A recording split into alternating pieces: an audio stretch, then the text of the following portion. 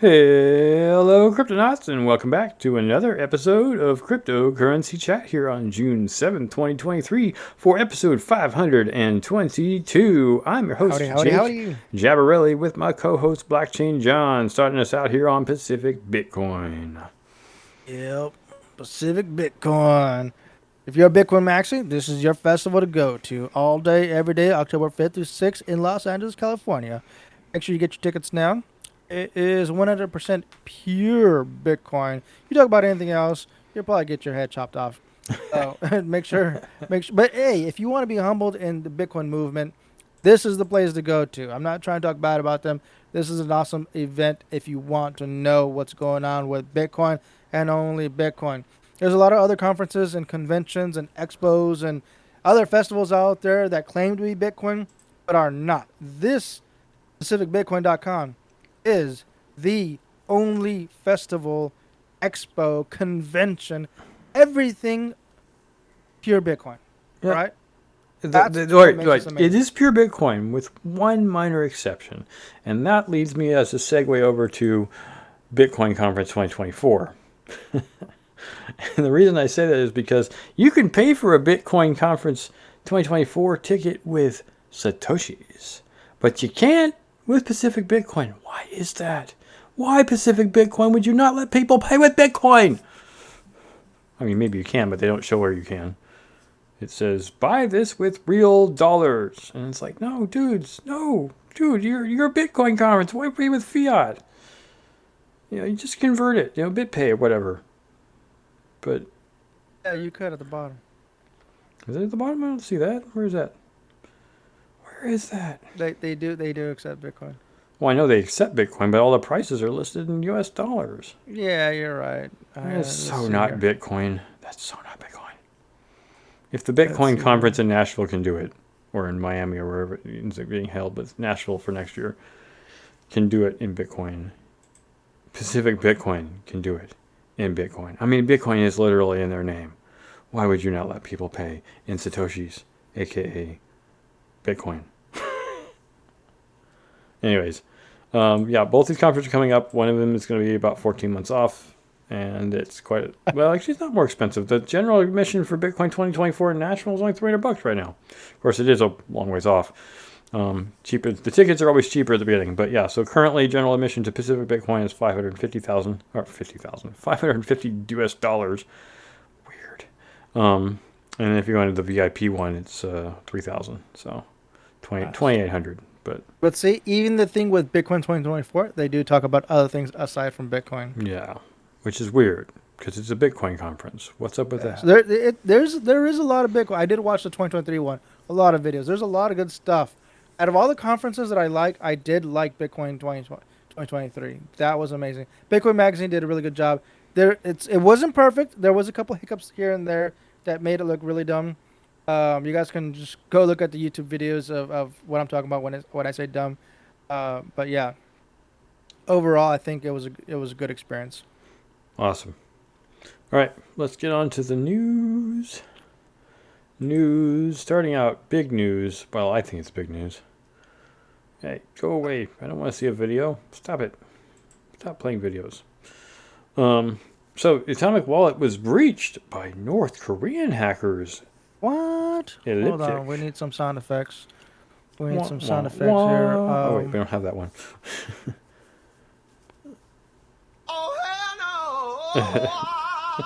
Yeah. Wallets that siphoned Atomic's user funds are connected to the known Lazarus group addresses, crypto tracing firm said. And Hmm. Zach XBT was also tracing this. So, um, the thing that for me was all right. So yes, we're acknowledging at least that Lazarus was the one that did it, and that sucks. Blockchain intelligence firm Elliptic is basically who reported on this, and CoinDesk just picked it up. But the thing that, yes, we did talk about Zach XBT doing some sleuthing as he often does. Basically, Yes. determined about 35 million was stolen in various coins: Bitcoin, Ether, USDT, Doge, LTC, Binance, Matic, and Tron. Tron-based USDT. But like, why? For me, or I should say, how? How is the big thing for me? It was not. We know why it's Lazarus. They want money for their god North leader. Korea, Their baby. god leader they have. The boy man who thinks of himself as a god. And the way that the analysis came about was that apparently Atomic Wallet is not good quality, I guess is the best and easiest way of putting it. And it was pointed this out through what was stolen and how it was stolen. And that, in particular, the hackers hacked the Android version, which was outdated and insecure, but also certain other aspects, in particular, about their desktop application. In the statement here from Least Authority says, according to Least Authority, issues included the way Atomic implemented cryptography, that it did not adhere to the best practices for wallet design, a lack of robust project documentation, and incorrect use of Electron, that is a framework for building desktop applications. So, several different things that are not good about Atomic Wallet itself, not the company, but the tool, really is understandable. I mean, this So is the a word generator, from what it sounds like from this article, from what it sounds like, their word generator was very limited to the amount of words. So Lazarus or anybody could easily inputted those. And the thing is, it's pretty much you can go to any GitHub. Like, for example, you could go to Bitcoin. Pretty much any proof of work that has a key generator that's going to produce seed phrases, you can go to their GitHub and see exactly what words that are inputted into the database. Every single word is transparent. Right. Doesn't mean that you're going to be able to crack a code, because there's so many words there that'll take you an infinite amount of years. Like for it'll take you thousands and thousands of years to crack it. But here, apparently, from what it looks like, they were limited on the amount of words that they put in. So there's a lot of recycled words, and which made it easier for Lazarus to hack it. Right. They basically brute forced their way in by just trying to figure out how many different possible combinations there were, and eventually they found some, and then they got in, they're like, oh, these are full of money. And from what I recall, it wasn't actually SHA-256, or sorry, the algorithm for encrypting the actual keys wasn't really a good algorithm either, right? A good security. I don't think it says it here on this article, but I was reading something earlier about that. Right. So in general, basically what they're pointing out, which is probably could have been pointed out by a gray hat hacker or even a white hat hacker at some point, was Atomic Wallet was not safe enough. Yeah. And they cut corners. Period. They cut corners and they made things just not good. So even the auditing team, when they sent it out to have their wallets audited, they even reported back saying, "Hey, it is within good faith that we let you know that your wallet is actually not secure." Yeah. And this was back in 2021, I think, was when they published this article. It's something that I found that circulating around on Twitter. Should be I'm pretty sure I did retweet it on my account. So if you guys follow me over at Twitter, Blockchain John, you guys should be able to find that article there. Yeah. So yes, in general, this is a really, unfortunately, big black eye. Not just the money that was stolen, although a little bit of money was recovered. I think $1 million equivalent in Solana was recovered. But it's still a really big black eye for Atomic Wallet's team to basically be so slim on their functionality. I mean, if you try to build a company, you probably want to try to build it as robustly as possible. I realize money is a factor, and it can't always be accomplished because you just don't have enough cash to do all the proper implementations. But then in those cases, you just take it more slowly, right? You don't roll things out as quickly. I have had a number of issues where their updates didn't work, and they would do another update. It didn't work, and it's incredibly frustrating when you need to get your coin and you can't. But I will sing the praises of Atomic Wallet. That's how I felt with Zelcore. I don't want to well, I already plugged it in. Zelcore. Yeah. That's the feeling that I had with Zelcore. Anytime they did updates, we have new coins added. Well, it messed with like everything else in their wallet. Right. It would change things and mess things up. I like the UI for Atomic Wallet. I like the ease of exchange and the ease of starting a new wallet. There are good things about it, but they definitely need to plug these holes. I do still have coin in it, and I may not be changing it. There's not a lot of coin in there for anybody to steal. It's not like I have millions of dollars. Not that I would necessarily keep millions of dollars in an Atomic Wallet anyways, but yeah. So yeah, I hate to say it, but Atomic Wallet isn't good. I've been plugging it for a long time, and I feel bad that I plugged it in the past. I'm not making money from it, so it was never a plug for money, but I was always plugging it because I liked it. And John and I have faced the same kind of error in that we plugged Celsius in the past, and we both got burned. So, as we said before, none of this is financial advice. Please don't listen to us for that reason. We're just reporting the news, and we happen to use tools that we think are cool. And we're sorry if you used Atomic Wallet or Celsius on our recommendation because we thought it was cool too. But we were wrong, and we're willing to admit that. So buy our T-shirt. No. All right, moving on to the next news article. Yeah. SEC Chair Gary Gensler, the U.S. doesn't need cryptocurrency. All right, so what's going on here? I'm going to read this really quick. Shortly after the U.S. Securities and Exchange Commission filed its lawsuit against Coinbase on Tuesday, SEC Chair Gary Gensler said that the crypto industry's entire business model is, quote, built on non-compliance. Oh, man, Uncle Gary, what is going on? He's coming out hard, right? He's not messing around. No. He's coming out with hot hands, opinion left and right. This guy is not going to back down anytime soon. I think the bear's just been poked too many times, and now he has to do something, right? That's what it's coming down to. He's got to do something. But we were actually also talking off air. It's kind of odd that all of a sudden Uncle Gary's kind of all up on these central exchanges. But before, when FTX was about, when there is proof there that SBF was paying Uncle Gary, there was no issues with exchanges. Nothing. It was hush hush. You know. The backroom payments and backroom deals that this apparently James Bondy, 007 kind of geeky looking dude. He doesn't fit the description at all. If anything, I mean, he was even paying politicians. Right. No, I know. But I'm just making the point that when money was flowing in, the judgments were not flowing out. Mm-hmm. And now there's no money flowing in, so now we gotta, take the ban hammer on everyone and cause a ruckus. I think the worst part of all that is, and particularly from FTX's standpoint, is when now we found out that FTX was just this huge scam. But the thing that bothers me is money seems to convince Washington so much more easily than like truth or reality. So as soon as truth and reality hit, Washington goes back. The people, politicians in Washington go back to being like jerks and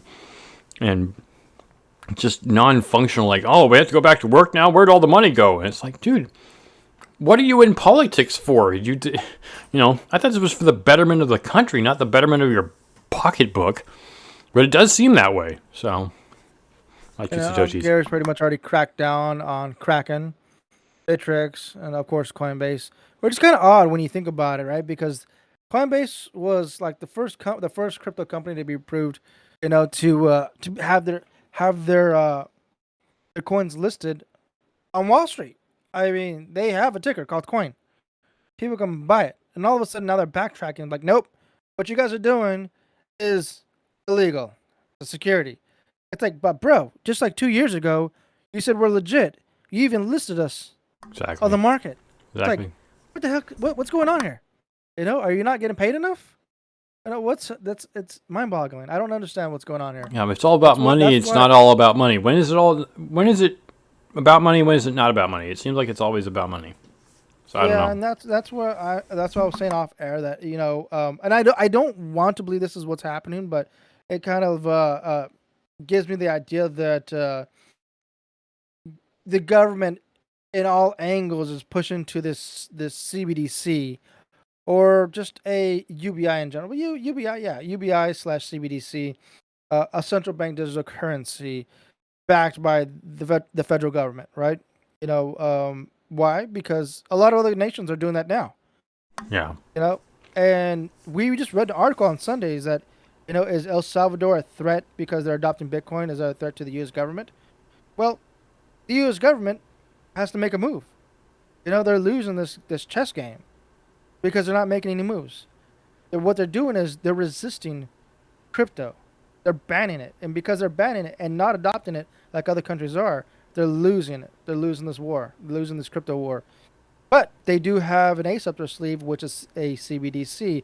And as long as as long as the American government has a strong military presence, that military presence can easily be transferred into a digital currency like a CBDC and be used and distributed across the world. Yep. Yeah. But I don't want to believe that. Yeah. I don't want to believe that CBDC is going to be a reality in the United States. We shall CBDC. Sorry, trying to phrase. Continuing on with more bad news about the government. DeFi trading surges as centralized exchanges feel wrath, or regulators' wrath. Kind of like the previous article, but this is more than just Uncle Gary. What are crypto users doing now that the U.S. has gone after the two largest cryptocurrency platforms in particular, Binance and Coinbase? They just seem to be lawsuit happy, and it's like, but why, right? In particular, DeFi trading is the thing that's changing. I think it's because the blame is shifting. Like people are like, oh, it's over there. We can go trade over here, So huge 41% increase in trading volume from Uniswap. Hey, yeah, and we've actually been talking about that. This is probably the better way to do things in crypto. Right. If you're in the crypto space, using a decentralized exchange is probably the best move anybody can make. Right. Yes, it does take a little bit of a learning curve, but once you get it down, it's actually a lot better for the economy, in my opinion. You know, because it's just going to actuate on itself. You don't have to worry about. For one, you don't have a. I mean, you do still have. Well, I don't know. To some degree, because there has to be a website that exists. Let me put it that way. For this kind of DeFi trading, a website somewhere you can go to make your trades, but you don't have a middleman. You don't have a human being calling the shots, and you don't have, in this case, I think there's a reason originally the SEC had been trying to crack down on DeFi, was there is no person you can blame when things go awry. You can blame the creators, but the creators aren't making the transactions happen. They just set up the tool for you to use. It's almost like a autonomous bank. But that was on a bill not too long ago. I forgot what state was doing that. I want to say Montana, or was it? I wanted to say it was New York. I think it was. New York was. It was a bill in regards to. I remember it was in regards to Tornado Cash. Oh right, basically anybody that wrote the code on Tornado Cash and said such anything that's open source. Anybody writing code can possibly be blamed and taken to court or prison or imprisoned for developing this kind of code that actually interferes with people's lives and does bad for the economy and stuff. Yeah. Which is kind of stupid in my opinion, because you just mentioned it's a tool created by open source developers. Yep. Now what you do with that is a whole different debacle. Yeah, I keep saying that the reason, if Satoshi Nakamoto were a person, the reason he disavowed, any connection to it, even though everybody obviously credits the pseudonym or person, is because of the the creator's folly, I think it is. Somebody had coined the term. It's the same thing that happened to the creators of Dogecoin and the creator of Tron and the coin and the creator of, I guess it kind of happened to Vitalik Buterin to some degree as well, is everybody looks up to you like you're a freaking god. And you're like, I just did this thing because I thought it was cool, or I thought it would be helpful to society. I didn't want all this controversy to come on my doorstep. But the fact of the matter is, I shouldn't say, it's more of an if, but basically when or when you get wealthy, super wealthy, everybody starts knocking your door down. It doesn't even matter if you won the lottery. I mean, winning the lottery is one way of this happening, but as soon as you have money, everybody wants a piece of you. Everybody. Well, that reminds me of the real life Satoshi Nakamoto that lives out here in the Bay Area. When this whole Bitcoin craze first started, people were trying to find the true Satoshi Nakamoto. So on the record, there happens to be somebody that matched this person on the internet called Satoshi Nakamoto. Yep. In real life, Yep. that person has the same name, Satoshi Nakamoto. Mm-hmm. Not only that, he also works on code. Mm-hmm. You know, so they ended up going after it. Like when I Yep. say they, I'm talking about the The media. The media. mass media Yeah. went all over him. He didn't want nothing to do with it because he knows nothing about Bitcoin. Yep. Wants nothing to do with Bitcoin. In fact, all this Bitcoin debacle is ruining his life and his family's Mm-hmm. lives because Mm-hmm. he can't get peace of mind. He just wants to go to work, come back, and live a normal life, but he Yep. can't stop having paparazzis at his Inundated. doorstep. Yep. You know, it got to the point where he actually had to force himself to change his name. Now he's called Dorian. Yeah. Dorian Nakamoto. He's like, I'm not Satoshi anymore. You guys ruined my first name. Thanks. Yeah, basically, yeah. Yeah. Sorry, so back on this. Basically, DeFi is doing good right now. Everything's surging in double digits, which is good. I like that. I just wish that fees were affordable or not. That sucks. Well, I mean, to some degree, it depends on what you're trading. If you're trading on Ethereum, it never really is. But Binance isn't half bad. So Pulse chain Binance is good. Base, yeah, Binance Chain is also always been cheap, and Avalanche is relatively cheap. Compound's cheap. I mean, no, I got Compound is Ethereum, but anything that has its own chain that's not Ethereum, it's going to be relatively inexpensive to exchange on. So, yeah, get on DeFi right now, especially right now. Continuing on with the news. Hey, where's the Batman sound? Okay.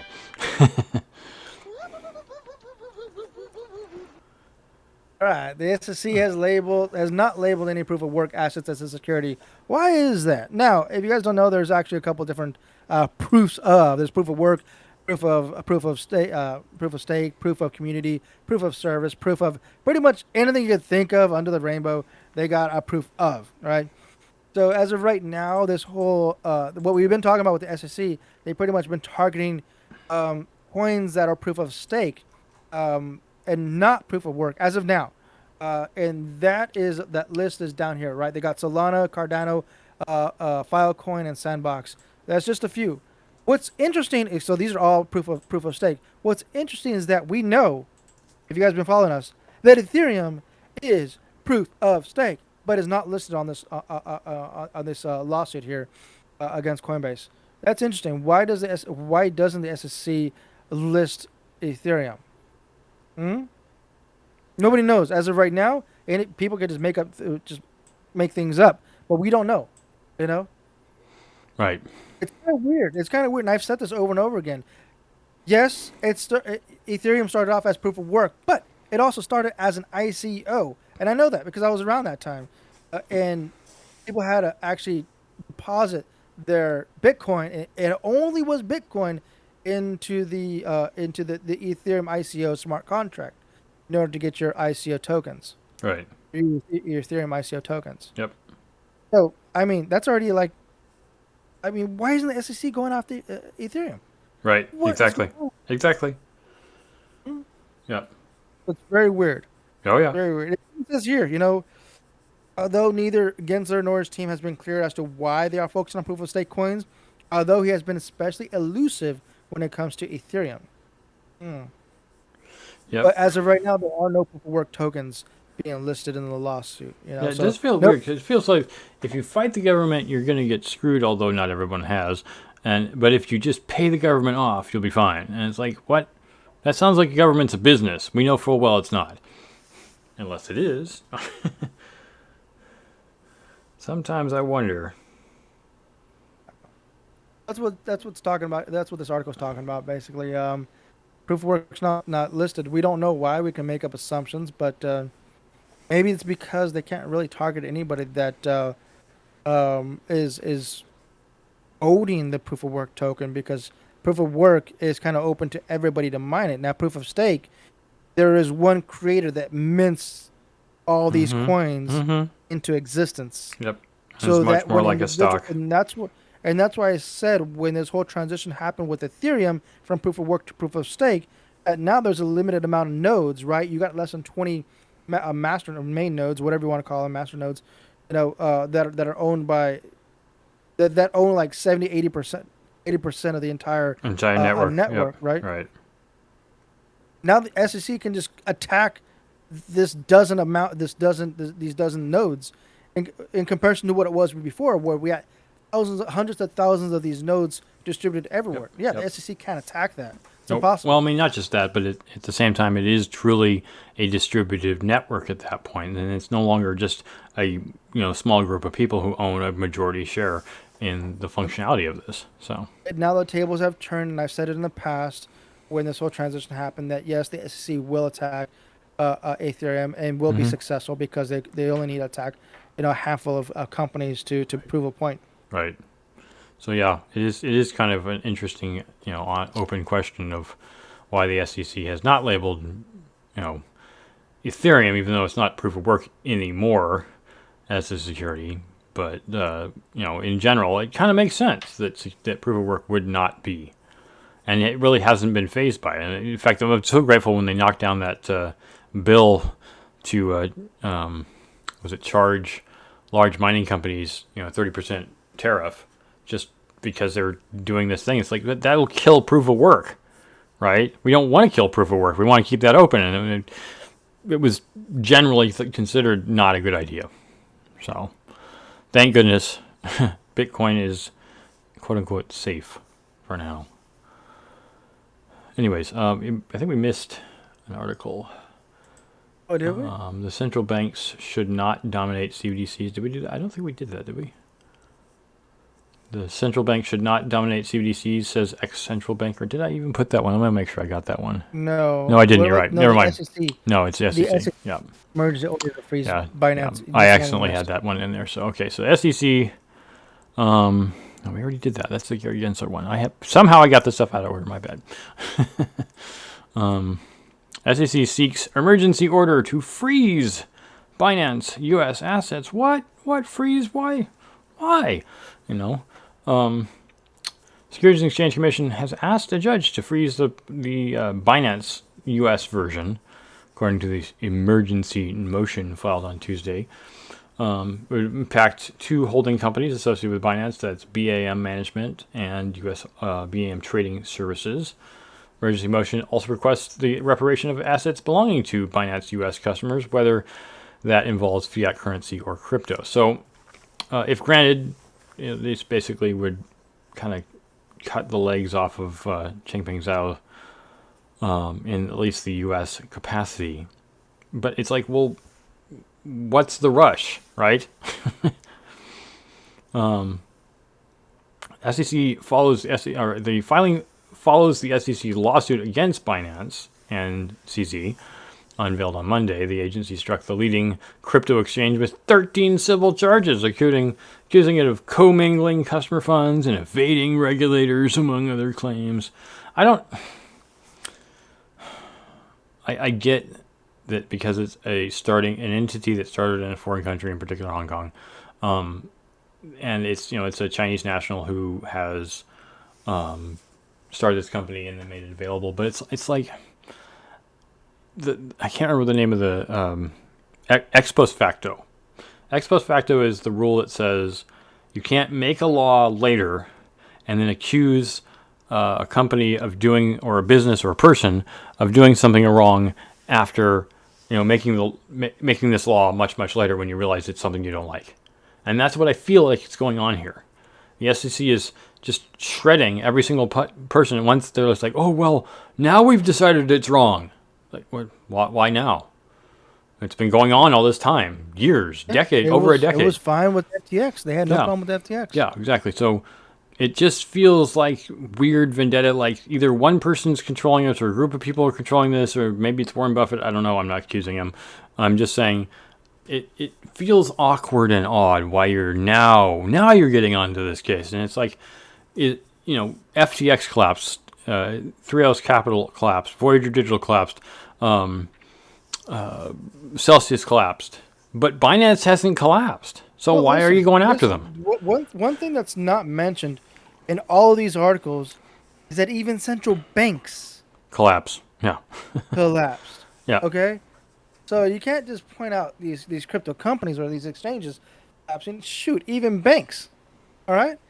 Yes, the economy is down. We are in a bear market. That's the reality. Things are actually getting squeezed even tighter. Yep. That's the reality of what's going on. But we want to pretend that everything's in ponies and rainbows. It's not.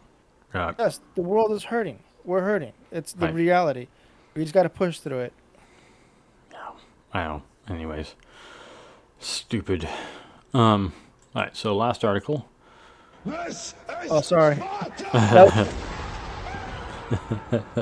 I was got it. drunk. No, it's fine. It was appropriate. I think I just didn't expect you to do it right then.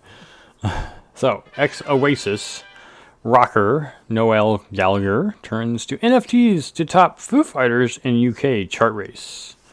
What the heck's going on here with this really old guy from the 90s? A British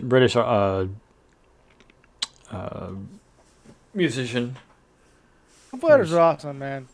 So anyways, you have Gallagher. He's turning to music NFTs, which is cool. Yeah. Like we mentioned over and over again that there's going to be a lot of let's call them A-list artists, Yep. right? You have musicians, you have the film industry, you got the book industry or magazine industry. Yeah, print media. Pretty much any industry is transitioning over to NFTs Yep. because you get a large, in my opinion, you get a large percentage of the cut.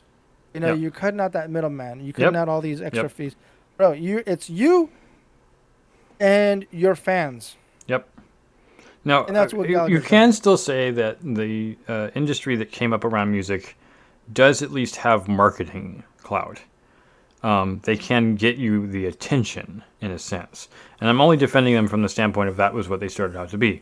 The problem, of course, that we see with musicians in the last probably 30 years is they kind of get screwed out of the money they would be making because the Yep. marketing agent or the agent itself is saying, well, we did all the work, so we get all the money. It's like, no, without the artist, you'd be nothing. Yep. You'd have nothing. So the fact that you That's treat the artist so poorly is the problem, and this is why the artists are doing this kind of stuff. And that's there were. I was watching a documentary on Michael Jackson, Mm-hmm. and yes, he was being screwed the same way Yeah, until he turned the tables, and now he was making all the money. yeah, exactly. I mean, it's Yeah. it's understandable if you're not super popular. Fine, there are at least some tools out there. I think of SoundCloud in particular as a way of getting recognition. A lot of artists have gotten recognition on SoundCloud and then skipped over having to pay an agent or a marketing agency to promote them. They just got it through natural means of people just randomly finding the music on SoundCloud as an example. It's not the only place you can put your music, but or content or something. You put it on Odyssey. That's another place where there's no agent. It's just a website. Now you can even get it discovered on YouTube, and YouTube does take a cut, but the cut isn't nearly as deep as the cut that a lot of these other marketing agencies make.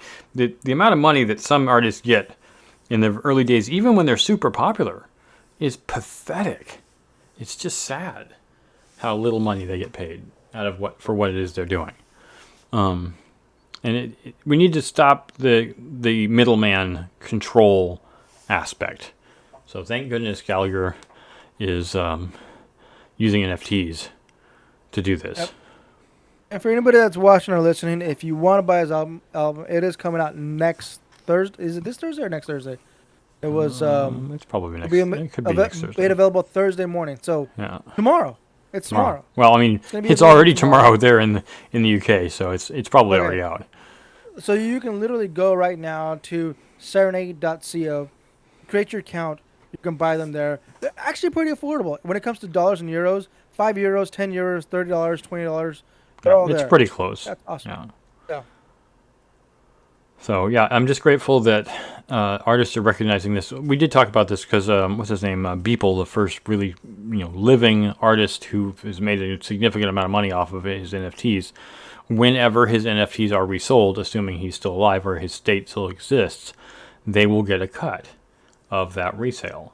That's something that artists never got in the past. I mean, think about it. How many people buy music? Billions of people buy music. It may not be art in the sense of like Mona Lisa level art, but it's still something that can be very, very, very lucrative. And if you were able to, resell a CD or a tape or whatever in the past, the artist didn't get any of that. And on top of the fact that you can almost sell them for nothing. I know I've tried to resell CDs in the past and got almost nothing for it. But if you were to resell music that you bought today for $1 or something, you maybe resell it for $1. Maybe it goes up in price. That's the great thing about NFTs is the price can actually go up, especially if the artist is really popular. So, in particular, this is cool, man. yeah. I don't know if you checked out the website, serenade.co. Pretty cool website. They actually have a lot of artists on here. If you hover over artist, they have just by the looks of it, probably over 100 here. That you can literally go to them and buy them. Some of them are sold out. You can't buy their NFTs anymore because they're sold out. Right. Some of them are still on the market. You can buy for a few bucks. That's pretty cool. I don't know which chain they're using. I gotta scroll down. Let's see here. Yeah, I'll probably look a little further into this to see what they're using. That's pretty cool. I just found this out, man. Serenade.co. Yep. I'm showing it here. So that's all we got for this episode. Thank you all for watching.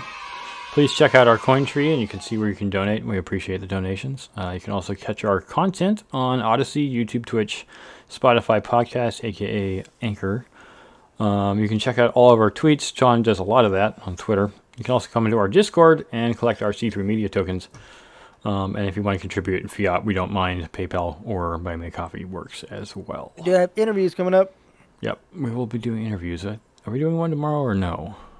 No. Okay. We'll talk about it. I don't think so. Yeah, we'll be discussing it later. So check if you guys want to check out our pre-show and post-show content. We totally invite you to do that by becoming a Patreon subscriber. That supports us directly. We would really appreciate that. And of course, you can get all our pre-show and post-show. If you didn't get it in the first place, we will post that content in its entirety to our Patreon where you can watch it there. So thank you all for watching. Yep. Thanks, Polytech. As we say at the end of every single show, stack sats and hodl. Adios.